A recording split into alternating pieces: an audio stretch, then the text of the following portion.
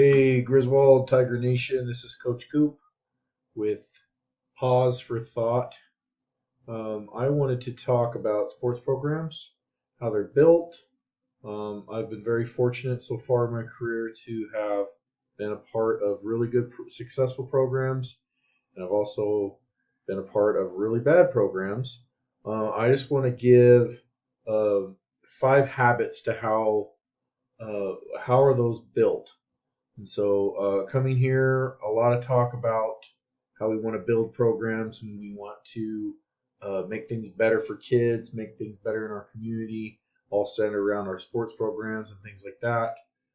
These are the habits that I've kind of picked up on over the years, and something that I want to try to instill into our sports programs here at in Griswold. So, as a quick overview of what it's going to look like in this pause for thought is these five things: is culture, communication, leadership. You got to be dedicated to strength training, conditioning training, and how you could be involved in the community. So first one I'll talk about is culture. When you have a really bad culture, you tend to have really bad years, and those years tend to mount up. People get frustrated. People quit coming to the games, and participation rates tend to just dwindle, and everybody's struggling to fight over the same kids to get them to come out to their programs, and it creates a lot of animosity in a program. So culture is very, very important to build on. You always want to start with that one first. You've got to be committed to excellence. You can't strive to just be middle of the pack. You've got to do something different every day that other schools are not doing. And a lot of that comes to going the extra mile in order to meet those expectations. You got to teach some accountability with kids, and parents need to be on board with this as well. Not just coaches all the time with asking kids why they didn't show up to something, but parents need to come behind, and sometimes parents need to lead in that in getting their kids to these things. And so it's very important that we hold our kids accountable. We need to be integrity. Integrity is huge. You got to be have good character, things like that. You got to be able to be transparent with people. I have an open door policy in my office here, and I'm all about communication. If people are on the same page, people know exactly what's expected in the program. It tends to go a lot smoother, and it gets to that point a lot faster where people are really impressed with the program. You got to think outside the box. A lot of times you got to be innovative. A lot of times you steal what other programs do and you make it your own, and things grow that way as well. Innovative is sometimes when you have bad sports programs, you got to think outside the box because in the end, it's all about creating good citizens when they leave here, and that is one of the main pillars of what we want to do is citizenship. And then you have to use strategy. You can't just wait for when this junior high team gets up to high school. A lot of times you have to, what can you do right now? Because a lot of kids are very interested in what can you do now in order to boost your sports morale. So we have to think outside the box. We've got to be creative while holding these kids accountable and having good character as well. Number two is communication. You have got to be able to communicate what your vision and what your mission is in the school. If you go to the athletic handbook on Griswold's webpage, you will see what that mission statement is. You will see the vision statement and what us coaches and me as the athletic director have agreed on. We've picked three words that we really want to focus on. And those three words are very important to how we're going to evaluate our kids, evaluate us as coaching staff, and how I'm going to evaluate myself daily to make sure that our kids are getting uh, the best coaching practices that are out there right now. So, in order to do that, we have to collaborate program to program. You cannot have just individual programs just down the line because that's never ever going to work. You have one coach has to be preaching the same thing as the other coach. Um, Practices can be different, practice and other things like that can be different, but it doesn't help if you have coaches that are just going to focus on one program over the other, and there's no collaboration in the middle to make sure that we're all preaching the same things. You got to be able to listen to your players.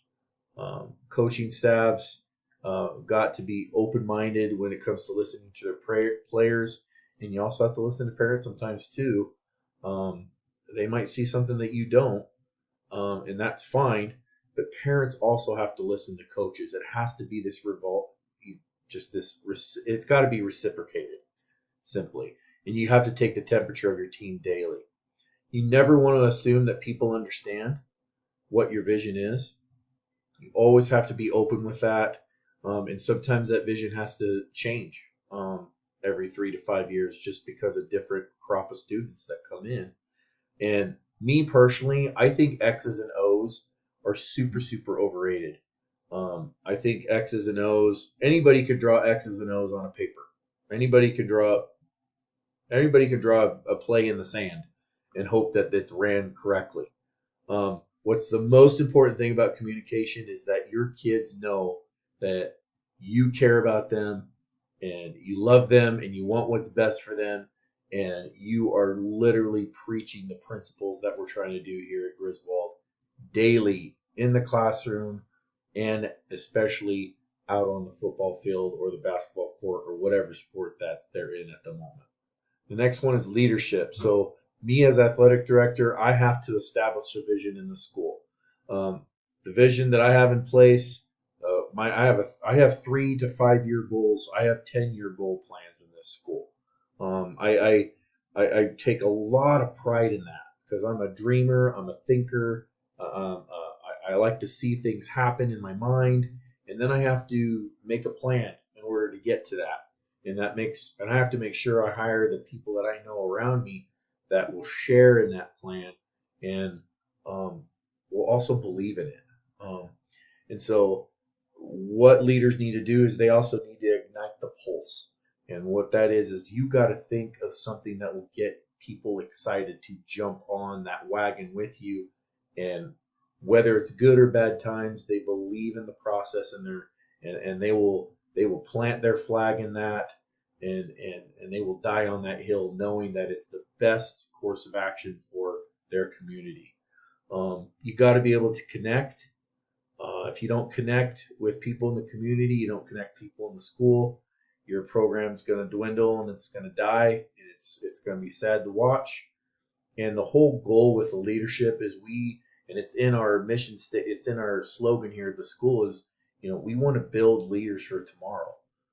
We don't want to just tell kids how to do it. We want to show them. We want to tell them how to think, not what to think. And we want to show them what that looks like. And that's teachers, coaches, administrators, and parents and community members all hand in hand trying to build that for our kids here at Griswold Schools. Another tier is you've got to be dedicated to wanting to become better in the weight room, not just bulking up and looking the part, but it's a mind game. Strength training is a mind game. You have to show up to this. I don't know any program out there that doesn't have a successful strength training program that coincides with having success on the field. I don't know any program that I've been a part of or anything that I've read about that said, well, we just don't do strength training in our school and it somehow worked out for us. This is something that is very dear to my heart. Coach Heath Larson is very good at what he does, and I see it in the students. And yet he's willing to take time out of his personal schedule to come here in the mornings and teach these things to our kids. And strength training is not just all about becoming physically better, but a lot of it's a mentality thing too. And so we have to make sure that we're really pushing this and to have a successful program. And so variations of different types of programs, different types of techniques, and rest is important. You got to go to sleep at night. You got to have proper nutrition. Progressions. Larson does really good about teaching progression and things like that that help kids progress where they get stronger and they work on their core and things like that. The biggest thing I like to say is strength training is the most sure way of preventing injuries. There's not a lot we could do about concussions, but there is sure a lot to be said about arm injuries and ankles and wrists and leg injuries and ribs. Getting hitting the ribs and things like that. When you are strong enough to take those shots or landing on the ground and you just pop back up, you don't get injured a lot, and your recovery is really good too. And in that, we have to continue to evolve our practices when it comes to strength training and conditioning training. We have to be modern with the times because kids, though different today, they're not so different when it comes to their physical capabilities. And so, strength training, very, very important to have, and it needs to be implemented and really pushed to make any kind of program be successful in any school district. And the last tier I'm going to talk about is community involvement. You have a great athletic booster club here at Griswold High School, in our school district. The booster club, I've seen many people that volunteer their personal time to just give back. And it's awesome to see. I love talking to those people. And as a leader in the school, as the athletic director here, there's not a lot we can do without those volunteers with our athletic booster club. I recommend and I ask that we have more of those people. It's easy to sign up. You can find them on Facebook. You can simply come to the school. Many of our members are workers here in the school as well. And so I recommend that you do volunteer work for that kind of stuff. It's a time strain. Yes, you don't get paid, but man, the idea that you're giving back is so much more if you're in the right mindset about it. And what a great way to teach our children too of giving back. It'd be great to do more like projects in the community with helping somebody paint their house or cleaning up somebody's yard, helping people move.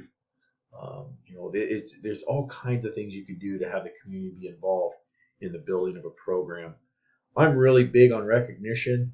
I love recognizing kids, not just athletes, but students in general, because not every student is an athlete. Not every student wants to participate in things. But if we can recognize them somehow, it might encourage them to want to come out and participate in an activity. And so I'm really big on recognizing people. That's just the servant's heart in me. And I'm all about sharing successes. I love to share things. I like to talk about things we're doing in this school, things we're willing to try. I like talking about things that I've been successful in with other schools, and that's just not me boasting about it, but it's something that's very dear to me that I know will work, and something that will work in this school as well. And the last thing I'm going to leave you with is you need to be real and not artificial. There's so many other schools that are doing what they see other schools do. And there's so many other schools that are copying what they see on TikTok or what they see on YouTube or what they see, whatever you will. And so Griswold is unique in a way where we have our own identity. And at the time, our identity needs to be found again. And so, in order to build our programs, we need to be real about the conversation we need to have. And if we truly, truly want to build something great here, these 5 habits will definitely work. And so, we need to be real with ourselves. We need to have that deep conversation with ourselves. And we need to start talking to each other about this stuff too, and not just be in our groups and be negative. But we need to encourage our kids. We need to be positive with each other, and we need to support each other so we can build something really great here. Thanks. I cannot wait to see you at the next event.